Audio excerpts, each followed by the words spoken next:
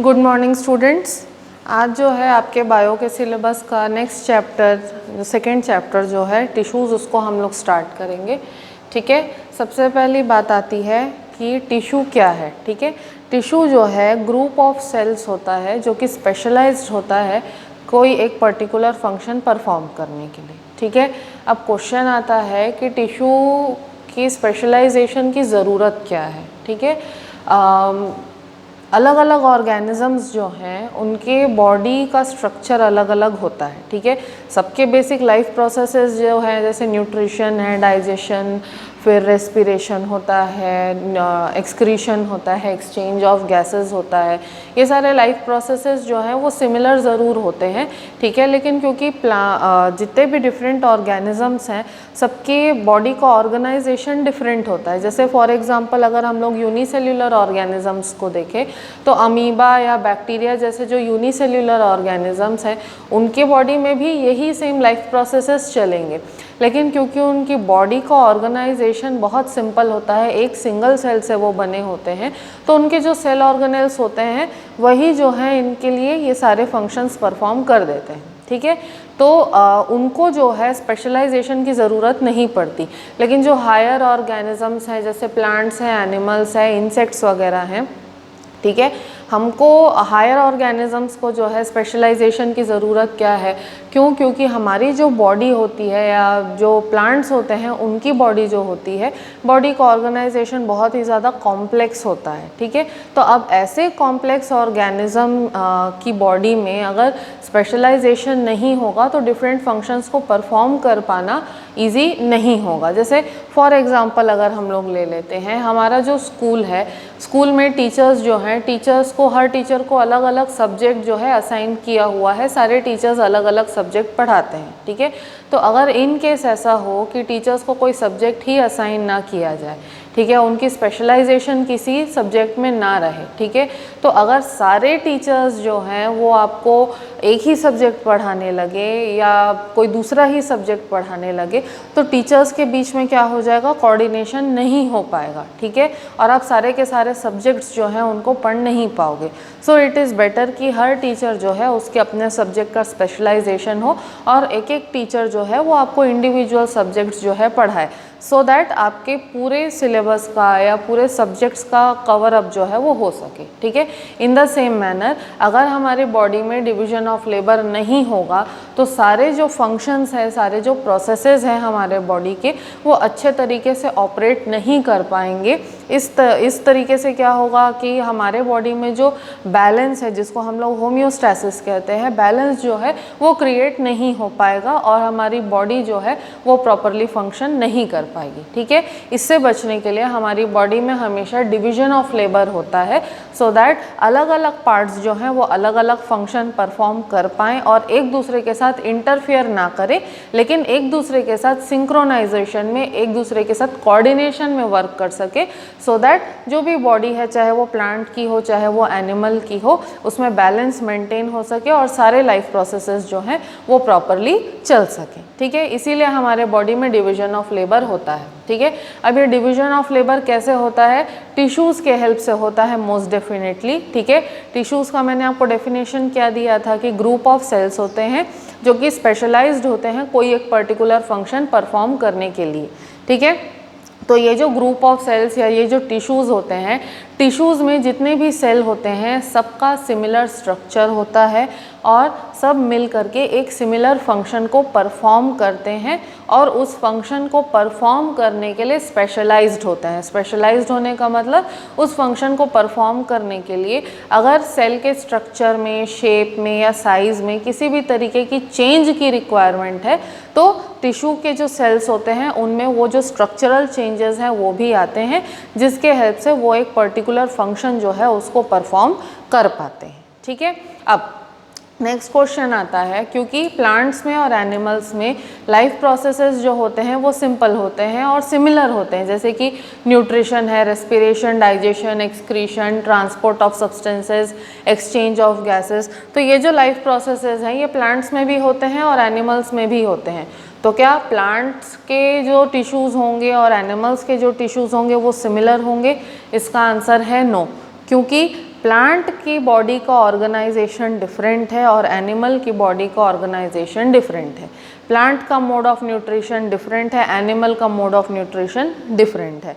Plants जो है उनमें मूवमेंट शो नहीं होता, मोबिलिटी नहीं होती, लेकिन एनिमल्स में मोबिलिटी होती है, ठीक है। प्लांट्स में नर्वस सिस्टम नहीं होता, लेकिन एनिमल्स में नर्वस सिस्टम होता है। तो इस तरीके से बहुत सारे डिफरेंसेस जो है वो बॉडी ऑर्गेनाइजेशन में आ जाते हैं। इस वजह से प्लांट सेल के जो प्लांट के जो टिश्यूज़ होते हैं वो डिफरेंट होंगे और एनिमल्स के जो टिश्यू होंगे वो डिफरेंट होंगे, ठीक है। सो इन दैट वे हम लोग टिश्यूज़ को बेसिकली 2 टाइप्स में डिवाइड कर सकते हैं, that is the plant tissue and the animal tissue, ठीक है। तो आज फर्स्ट हम लोग देख लेते हैं प्लांट टिश्यू को, फिर बाद में हम लोग एनिमल टिश्यू की तरफ जाएंगे, ठीक है। अब प्लांट टिश्यू जो होता है उसको भी हम लोग अगेन 2 टाइप में डिवाइड कर सकते हैं, मेरिस्टेमेटिक टिश्यू और परमानेंट टिश्यू, ठीक है। अब मेरिस्टेमेटिक टिश्यू कौन सा टिश्यू है? वो टिश्यू है जो प्लांट में ग्रोथ एंड डेवलपमेंट को फैसिलिटेट करता है। प्लांट में जो भी ग्रोथ होती है, डेवलपमेंट होती है, वो किस वजह से होती है? मेरिस्टेमेटिक टिश्यू के वजह से होती है, ठीक है। और मेरिस्टेमेटिक टिश्यूज़ जो होते हैं ये लिविंग टिश्यूज़ होते हैं, ठीक है। उसके ऑपोजिट जो परमानेंट टिश्यूज़ होते हैं, परमानेंट टिश्यूज़ जो हैं वो कैसे बनते हैं? मेरिस्टेमेटिक टिश्यू से ही परमानेंट टिश्यू बनता है, लेकिन परमानेंट टिश्यू जो है उसके जो सेल्स होते हैं वो लेटर ऑन जाकर के डेड हो जाते हैं, ठीक है, और उनमें कोई फर्दर ग्रोथ नहीं होती है। उनका shape, size, structure as it is permanent बन जाता है। इसीलिए इस टाइप के टिश्यू को हम क्या कहते हैं? परमानेंट टिश्यू कहते हैं, ठीक है। तो मेरिस्टेमेटिक टिश्यू जो है वो ग्रोथ को फैसिलिटेट करता है, और जब मेरिस्टेमेटिक टिश्यूज़ मैच्योर हो जाते हैं और डिवाइड होना बंद कर देते हैं, तब वही जो टिश्यूज़ हैं वो क्या बनते हैं? परमानेंट टिश्यूज़ बनते हैं, ठीक है। अब मेरिस्टेमेटिक टिश्यू जो है उसके अगेन 3 टाइप्स होते हैं, एपाइकल मेरिस्टम, इंटरकैलरी मेरिस्टम और lateral meristem. Similarly permanent tissue में भी 2 टाइप हैं, क्या क्या? सिंपल परमानेंट और complex permanent. Simple permanent tissue जो है ये एक सिंगल टाइप के सेल्स से ही बनते हैं, लेकिन कॉम्प्लेक्स परमानेंट टिश्यू जो है इसमें 2 या 2 से ज़्यादा टाइप के डिफरेंट टाइप ऑफ सेल्स जो हैं वो मिलकर के एक टिश्यू बनाते हैं, ठीक है। इसीलिए सिंपल परमानेंट कह रहे हैं, यानी कि सिंगल टाइप के सेल से बना हुआ, और कॉम्प्लेक्स परमानेंट इसलिए कह रहे हैं क्योंकि मल्टीपल टाइप्स ऑफ सेल्स से बने होते हैं इसलिए, ठीक है। तो आज हम लोग देखते हैं कि मेरिस्टेमेटिक टिश्यू और उसके टाइप्स के बारे में। नेक्स्ट जो वीडियो होगा उसमें हम लोग परमानेंट टिश्यू को डिस्कस करेंगे, है ना।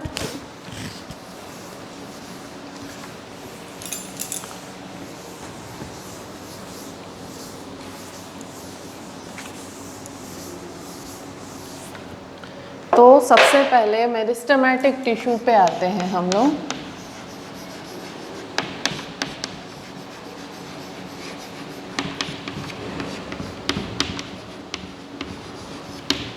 ठीक है, मेरिस्टेमेटिक टिश्यू जैसे मैंने बताया, मेरिस्टेमेटिक टिश्यू जो है ऐसे टिश्यूज़ होते हैं जो कि प्लांट्स में ग्रोथ को फैसिलिटेट करने का काम करते हैं, ठीक है। अब मेरिस्टेमेटिक टिश्यू के जो सेल्स होते हैं, ठीक है, इनके कैरेक्टरिस्टिक के बारे में अगर हम लोग बात करें तो मेरिस्टेमेटिक टिश्यू के जो सेल्स होते हैं, ठीक है, स्मॉल होते हैं, या तो स्फेरिकल हो सकते हैं, ओवल हो सकते हैं, या पॉलीगोनल शेप के भी हो सकते हैं। उसके अलावा इनकी जो सेल वॉल है वो सेल्यूलोज से ही बनेगी। प्लांट सेल है तो सेल्यूलोज से ही सेल वॉल बनेगी, लेकिन सेल वॉल जो है वो बहुत थिन रहेगी और इलास्टिक रहेगी, ठीक है। उसके बाद मेरिस्टेमेटिक टिश्यू के जो सेल्स होते हैं बहुत ज़्यादा एक्टिवली डिवाइड करते हैं, बहुत ज़्यादा और बहुत जल्दी डिवाइड करते हैं। उसके अलावा इनके बीच में जो इंटरसेल्यूलर स्पेसेस होते हैं वो एब्सेंट होते हैं, मतलब टाइटली पैक्ड होते हैं ये सेल्स, और इनके बीच में बिल्कुल भी इंटरसेल्यूलर स्पेस जो है या गैप्स जो हैं वो बिल्कुल भी नहीं होते हैं, ठीक है। उसके बाद में सेल के इंटरनल स्ट्रक्चर के बारे में अगर मैं बताऊं तो इनके अंदर न्यूक्लियस जो रहता है वो लार्ज होता है, बड़ा होता है, क्योंकि एक्टिवली डिवाइडिंग सेल्स होते हैं, ठीक है।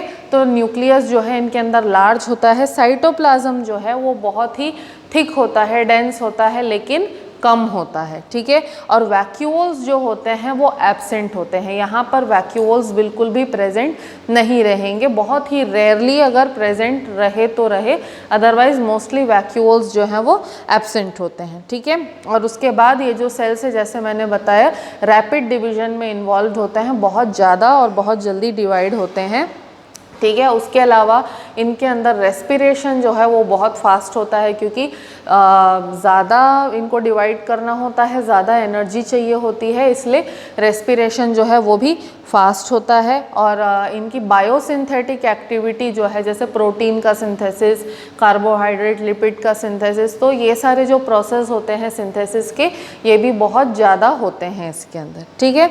अब अगर हम लोग मेरिस्टेमेटिक टिश्यू के फंक्शन पे आते हैं, ठीक है, तो मेरिस्टेमेटिक टिश्यू का क्या फंक्शन है। मेरिस्टेमेटिक टिश्यू को हम लोग पेरेंट टिश्यू भी बोलते हैं। क्यों बोलते हैं? क्योंकि मेरिस्टेमेटिक टिश्यू से ही डिफरेंट टाइप के टिश्यूज़ हमारी बॉडी में बनते हैं, ठीक है। मेरिस्टेमेटिक टिश्यू से ही स्टार्टिंग होती है।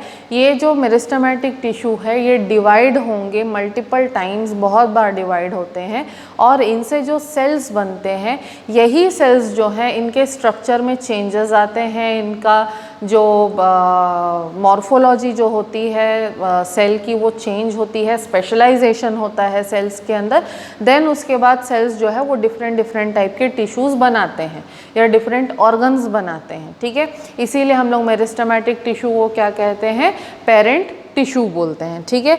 उसके अलावा सबसे इम्पॉर्टेंट फंक्शन जो मेरिस्टेमेटिक टिश्यू परफॉर्म करता है वो क्या है कि ग्रोथ को फैसिलिटेट करने का काम करता है मेरिस्टेमेटिक टिश्यू, ठीक है।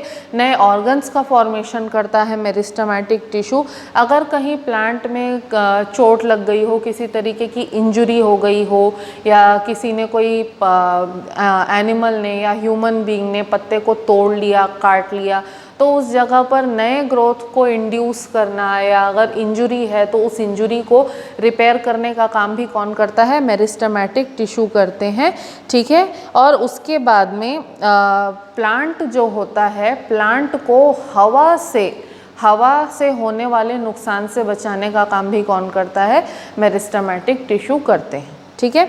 अब लोकेशन के बेसिस पे, ठीक है, लोकेशन के बेसिस पे मेरिस्टेमेटिक टिश्यू जो होता है वो 3 टाइप का होता है, ठीक है, जो कि हम लोगों ने फ्लो चार्ट में देखा था।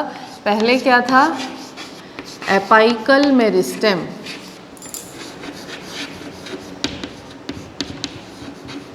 ठीक है। एपाइकल मेरिस्टेम कहाँ प्रेजेंट होता है, अगर ये नया एक्टिवली ग्रोइंग प्लांट है, ठीक है, और ये क्या है, प्लांट के नोड्स हैं, दीज आर द नोड्स, ठीक है। नोड्स आपको कैसे समझ में आएंगे, जैसे गन्ना कभी अगर खाए होंगे तो गन्ने में देखते हैं कि गन्ने का जो स्टेम होता है उसमें बीच बीच में ऐसी लाइनिंग होती है, so that is the node. Node जो होता है वो जगह होती है जहाँ से जनरली नए लीव्स का, नए ब्रांचेस का ग्रोथ होता है, डेवलपमेंट होता है, ठीक है। तो एपाइकल मेरिस्टेम कहाँ पर प्रेजेंट है, एपाइकल मेरिस्टेम जो है वो प्लांट के ग्रोइंग टिप पर प्रेजेंट रहता है, ठीक है, प्लांट के ग्रोइंग टिप पर प्रेजेंट होता है। अब ऐसा नहीं है कि इस प्लांट के ही टिप पे रहेगा, लीव्स जो होते हैं, नए जो नोड्स होते हैं लीव्स के टिप पे प्रेजेंट होगा, नए जो यहाँ पर अगर मान के चलते हैं हम, ये नोड्स हैं, यहाँ पर बड प्रेजेंट है, तो ये जो बड का टिप है वहाँ पर प्रेजेंट होगा।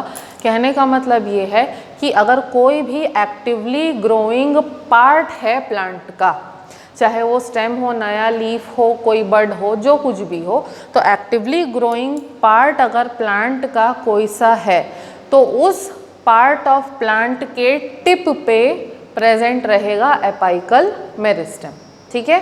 अब एपाइकल मेरिस्टेम का काम क्या होता है, एपाइकल मेरिस्टेम का काम होता है प्लांट की हाइट इंक्रीज होने में, प्लांट की हाइट इंक्रीज करने में हेल्प करना, नए लीव्स का और नए ब्रांचेस का डेवलपमेंट जो है वो करना एपाइकल मेरिस्टेम का काम होता है, ठीक है। सेकेंड जो टाइप आता है वो है इंटर कैलरी मेरिस्टेम, ठीक है। अब इंटर कैलरी मेरिस्टेम कहाँ होता है? इंटर कैलरी मेरिस्टेम जो है वो कहाँ पर होगा? नोड्स पर, ठीक है। कहाँ पर होता है? नोड्स पर होता है। जो नए लीव्स होते हैं, लीव्स का जो बेस होता है, ठीक है, जहाँ से लीव्स ट्री से, प्लांट से अटैच्ड होते हैं, तो लीव्स का जो बेस होता है उस बेस पे प्रेजेंट होते हैं inter calorie meristem. Means like over here, suppose a leaf is growing like this, so leaf का जो बेस होगा यहाँ पर प्रेजेंट रहेगा इंटर कैलरी मेरिस्टेम, ठीक है। And third is the lateral meristem.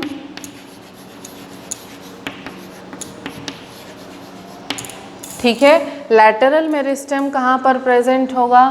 यहाँ साइड्स में, दो नोड्स के बीच में, this is node number 1, this is node number 2, दो नोड्स के बीच में जो स्टेम का साइड वाला पार्ट होगा या नए रूट्स जो हैं, रूट का जो साइड वाला पार्ट होगा वहाँ पर प्रेजेंट होता है क्या? लैटेरल मेरिस्टेम। अब इंटर कैलरी मेरिस्टेम का फंक्शन क्या है? इंटर कैलरी मेरिस्टेम का भी फंक्शन है प्लांट की लंबाई को इंक्रीज करना और नए लीव्स का डेवलपमेंट करना। लैटेरल मेरिस्टेम जो है, लैटेरल मेरिस्टेम का काम क्या है? प्लांट की चौड़ाई को बढ़ाना, ठीक है, प्लांट की चौड़ाई को बढ़ाना और प्लांट में जो सेकेंडरी ग्रोथ होता है, मतलब सेकेंडरी टिश्यूज़ का जो फॉर्मेशन है, सेकेंडरी टिश्यूज़ का फॉर्मेशन करना और प्लांट की चौड़ाई को बढ़ाना, ये जो है लैटेरल मेरिस्टेम का काम होता है, ठीक है। तो अभी तक हमने क्या देखा? मेरिस्टेमेटिक टिश्यू वाला पोर्शन देख लिया। अब जो नेक्स्ट हमारी वीडियो रहेगी उसमें हम लोग जो कॉम्प्लेक्स जो परमानेंट टिश्यू वाला पार्ट होता है प्लांट टिश्यूज़ का, उसको कवर करेंगे। Okay, thank you.